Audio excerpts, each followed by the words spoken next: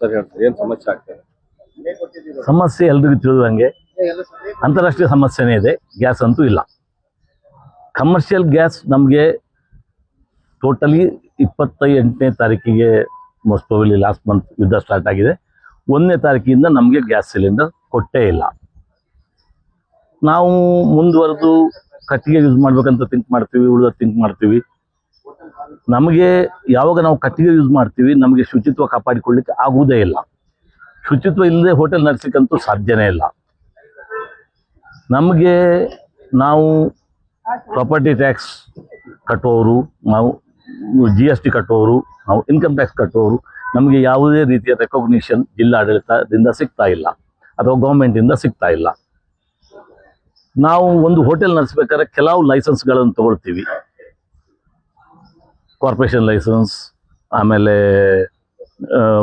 Food safety license, labour license, ಇಂಥ ಇತ್ಯಾದಿ ಕೆಲವು ಲೈಸೆನ್ಸ್ಗಳನ್ನು ತಗೊಳ್ತೇವೆ. ನಾವು ತಗೊಳ್ಳೋ ಲೈಸೆನ್ಸ್ಗೆ ಇಷ್ಟೆಲ್ಲ ಇದ್ದವರಿಗೆ ನಮಗೆ ಸಿಲಿಂಡರ್ ಸಪ್ಲೈ ಆಗೋದಿಲ್ಲ.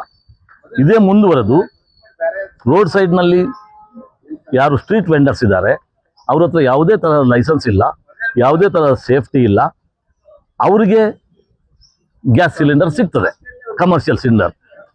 ನಮ್ಮ ಹತ್ರ ಕೆಲವು ಫೋಟೋಸ್ ಇದ್ದಾವೆ, ನಾವು ನಿಮಗೆ ಕೊಟ್ಟಿದ್ದೀವಿ. ಇದೇ ಹೋಟೆಲ್ ಅವ್ನಿಗೆ ಯಾಕೆ ಸಿಗ್ತಾ ಇಲ್ಲ ನಮಗಿನ್ನ ಗೊತ್ತಿಲ್ಲ. ನಾರ್ಮಲಿ ಆಗಿರ್ಬೋದು, ಅದೇ ಆಗಿರಬಹುದು ಅಂತ ನಾವು ಥಿಂಕ್ ಮಾಡ್ತೇವೆ. ನಾವು ಕ್ರೈಟೀರಿಯಾ ಏನು ಒಂದು ಗ್ಯಾಸ್ ಕಮರ್ಷಿಯಲ್ ಸಿಲಿಂಡರ್ ತಗೊಳ್ಬೇಕಾದ್ರೆ ಅಂತೇಳಿ ನಮ್ಗೆ ಗೊತ್ತಿಲ್ಲ. ನಮ್ಮ ಹತ್ರ ಹಿಂದೆ GST ಇರಬೇಕು, ನಿಮ್ಮ ಹೋಟೆಲ್ ಲೈಸೆನ್ಸ್ ಇರಬೇಕು, ಆಗ ನಿಮಗೆ ನಾವು ಸಿಲಿಂಡರ್ ಕೊಡ್ತೀವಿ ಅಂತೇಳಿ ನಮ್ಮ ಹತ್ರ ಪೇಪರ್ಸ್ ತಗೊಂಡಿದ್ದಾರೆ. ಈ ಸ್ಟ್ರೀಟ್ ವೆಂಡರ್ಸ್ ಹತ್ರ ಇದೆಲ್ಲ ಇದೆಯಾ ನಮಗೆ ಗೊತ್ತಿಲ್ಲ. ನಮಗಂತೂ ಗ್ಯಾಸ್ ಸಿಲಿಂಡರ್ ಸಿಗ್ತಾನೆ ಇಲ್ಲ. ನಾವು ಈಗ ಪ್ರೈವೇಟ್ ಗ್ಯಾಸ್ನವ್ರು ನಮ್ಗೆ ಗ್ಯಾಸ್ ಕೊಡ್ತಾ ಇದ್ದಾರೆ, 4350 ಚಾರ್ಜ್ ಮಾಡ್ತಾ ಇದ್ದಾರೆ. ಯಾವ ಗ್ಯಾಸ್ಗೆ ನಾವು 1650 ರೂಪಾಯಿ ಕೊಡ್ತಾ ಇದ್ವಿ, ಅಂದರೆ 3 ಪಟ್ಟಿಗೆ ಕೊಡ್ತಾ ಇದ್ದೇವೆ. ನಾವು ಸರ್ವೈವ್ ಆಗೋದು ಹೇಗೆ ಅಂತ ನಮಗಂತೂ ಗೊತ್ತಿಲ್ಲ.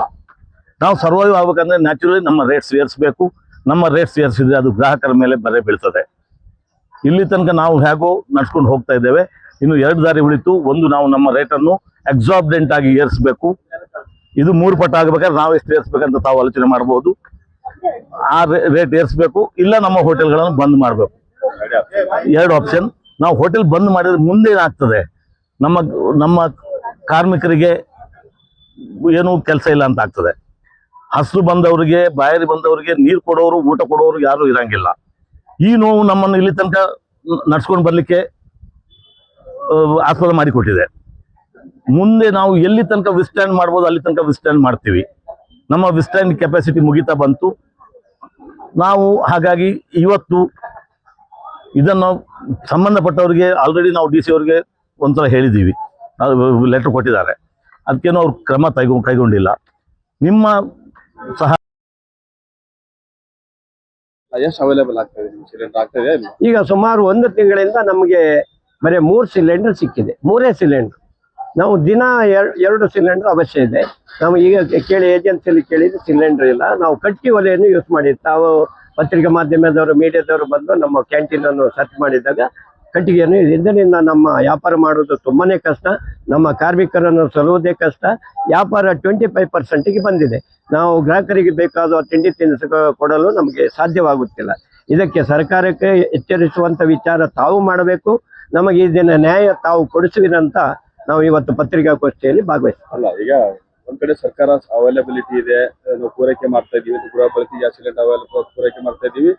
ಆಸ್ ಯೂಶುವಲ್ ಕಮರ್ಷಿಯಲ್ ಗ್ಯಾಸ್ ಸಿಲಿಂಡರ್ಗಳನ್ನು ಕೂಡ ಪೂರೈಕೆ ಮಾಡ್ತಾ ಇದೀವಿ ಅಂತ ಹೇಳ್ತಾರೆ. ಆದರೂ ಗ್ಯಾಸ್ ಏಜೆನ್ಸಿಯವರು ಯಾಕೆ ಇದರ ಬಗ್ಗೆ ನಿರ್ಲಕ್ಷ್ಯ ಮಾಡಿದ್ದಾರೆ? ಜಿಲ್ಲಾಡಳಿತವರನ್ನು ಕರೆಸಿ, ಗ್ಯಾಸ್ ಏಜೆನ್ಸಿ, ಆಹಾರ ಮತ್ತು ನಾಗರಿಕ ಸರಬರಾಜು ಅಧಿಕಾರಿಗಳನ್ನು ಕರೆಸಿ, ಹೋಟೆಲ್ ಉದ್ಯಮದವರನ್ನು ಒಗ್ಗೂಡಿಸಿ ಒಂದು ಸಭೆಯನ್ನು ಮಾಡಿ ನಮಗೆ ನ್ಯಾಯ ಕೊಡಿಸುವಂತ ಆಗ್ಬೇಕಿತ್ತು. ಮಾಡಿಲ್ಲ. ಈಗ ಮುಂದಾದ್ರೂ ಆಗ್ಬೋದಂತ ನಮ್ಮ ಅನಿಸಿಕೆ. ಅಲ್ಲ, ಇಲ್ಲಿವರೆಗೂ ಗ್ಯಾಸ್ ಕರೆದಿಲ್ಲ. ಇಲ್ಲ, ಗ್ಯಾಸ್ ಸಿಲಿಂಡರ್ ಸಿಗಲ್ಲ. ಕೇಳಿದ್ರು ಇಲ್ಲವೇ ಇಲ್ಲ ಅಂತ ಇದ್ದಾರೆ. ಸಾಧಾರಣ 5 ಸಿಲಿಂಡರ್ ಮಾಡುವಲ್ಲಿ ಅವರಿಗೂ 2 ಸಿಕ್ಕಿಲ್ಲ. ಸಾಧಾರಣ ಅಂಕಿಅಂಶ ತಾವು ತಿಳ್ಕೊಳ್ಬಹುದು. 1 ತಿಂಗಳಿಂದ ಎಷ್ಟು ಸಿಗ್ತಾ ಇಲ್ಲ ಅನ್ನೋದು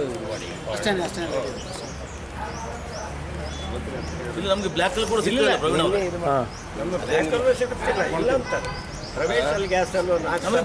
ಸಿಗ್ತಾ ಇಲ್ಲ. 3900 ಕೊಡ್ತಿದ್ದಾರೆ. ಅದು ಒಂದು. ಎರಡನೇದು ಎಷ್ಟು ಸಿಲಿಂಡರ್ ಬರ್ತಾ ಇದೆ, ಎಡಿಟ್ ಆಗ್ಬೇಕಲ್ಲ ಅದು.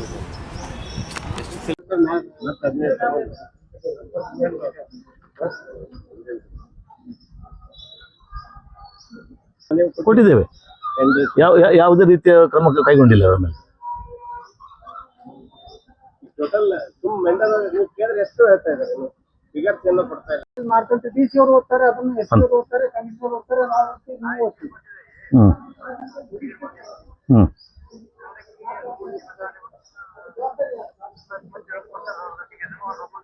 ಹ್ಮ್ ಹ್ಮ್ ಹ್ಮ್ ಪೂಜಾ